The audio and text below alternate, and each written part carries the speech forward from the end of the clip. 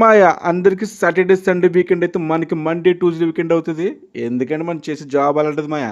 So మాయా ఈ weekend కి అయితే మన చేపల కూర తినాలనిపించింది. సో అందుకని పొద్దున లెగిసి మార్కెట్కి వెళ్ళి చేపలు తీసుకున్నా. అది కొరమేను, అల్లం, వెల్లుల్లిపాయ, జీలకర్ర, ఉల్లిపాయ 3 కలిపి మిక్స్ చేసేసుకుని ముద్దలాగా దాకలో వేసేసి శుభ్రం మగ్గించేసి 2-3 నిమిషాలు ఉప్పు కారం కలుపుకొని ముక్కల్ని అందులో వేసాలి మాయా. తర్వాత 5 నిమిషాలు మగ్గించి తర్వాత వాటర్ వేసేసుకోవాలి మాయా. చూస్తుంటే నూరు ఊరిపోతుందిగా.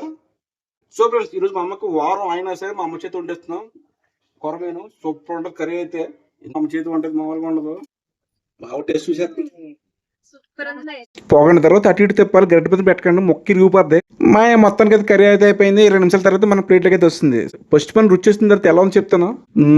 తడగుందా, మండుతున్నట్టుందా? లేదు, చాలా బాగుంది. ఇంకోసారి తిని చూస్తాను ఎలా ఉందో. మా కొరమేను తినడం అయితే నేను ఫస్ట్ టైం. ఎలా ఉందో చూద్దాం ఎలా ఉందో. మొక్క అయితే చాలా స్మూత్ గా ఉంది, ముళ్ళు అయితే అసలు లేవు. అలా ఇరుచుకుని అలా తినేచ్చు. బెలా ఉంది ఫిష్ అయితే, సూపర్, చాలా బాగుంది. మీకు ఎలా అనిపిస్తుందో కామెంట్ లో తెలియజేయడం. సూపర్ ఉంది, చాలా బాగుంది టేస్ట్.